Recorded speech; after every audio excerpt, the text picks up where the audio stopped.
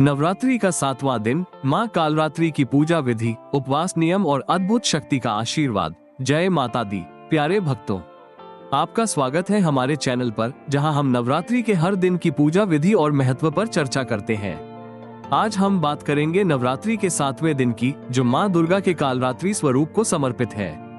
माँ कालरात्रि को शुभंकारी के नाम से भी जाना जाता है, क्योंकि वे अपने भक्तों के सभी भय और कष्टों का नाश करती है।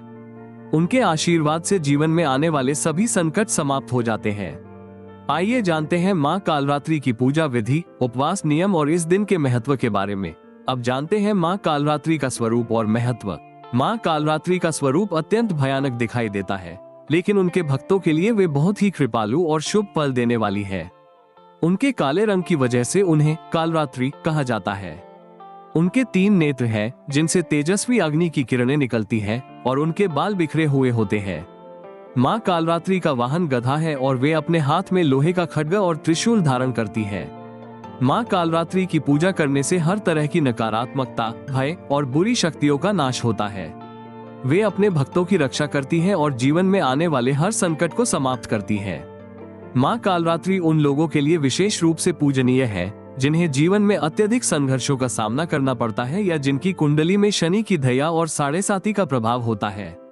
उनकी उपासना से शनि दोषों का भी शमन होता है। अब जानते हैं माँ कालरात्रि की पूजा विधि। इस दिन की पूजा विधि बहुत ही सरल और प्रभावी है। सबसे पहले अपने घर के पूजा स्थल को साफ करके माँ कालरात्रि की प्रतिमा या चित्र को स्थापित करें। उन्हें नीले, काले या लाल रंग के फूल अर्पित करें, जो माँ की शक्ति और उग्रता का प्रतीक है। विशेष रूप से गुड़, इमरती या तिल से बने मिठाई का भोग लगाएं, क्योंकि ये माँ कालरात्रि को प्रिय है। पूजा के दौरान इस मंत्र का जाप करें, ओम देवी कालरात्रि नमः। इसके बाद माँ की आरती करें और अपनी श्रद्धा के अनुसार धूप दीप जलाएं। पूजा के अंत में माँ को भोग अर्पित करें और प्रार्थना करें कि वे आपके जीवन से सभी संकटों को समाप्त करें। उपवास के नियम और लाभ के बारे में अब चलिए जानते हैं। 7वें दिन का उपवास भी विशेष महत्व रखता है।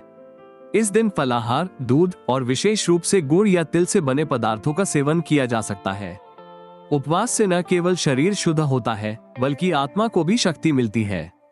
माँ कालरात्रि की कृपा से उपासक को मानसिक शांति, धैर्य और साहस प्राप्त होता है। जिन भक्तों की कुंडली में शनि का प्रभाव है, उनके लिए इस दिन का उपवास और माँ की उपासना विशेष रूप से फलदायक मानी जाती है।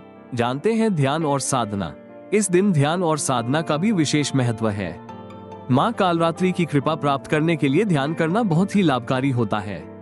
शांत मन से माँ की मूर्ति या तस्वीर के सामने बैठकर ओम कालरात्रि नमः मंत्र का जाप करें। इस साधना से मानसिक शांति और सकारात्मक ऊर्जा की प्राप्ति होती है और जीवन के सभी संकट दूर होते हैं।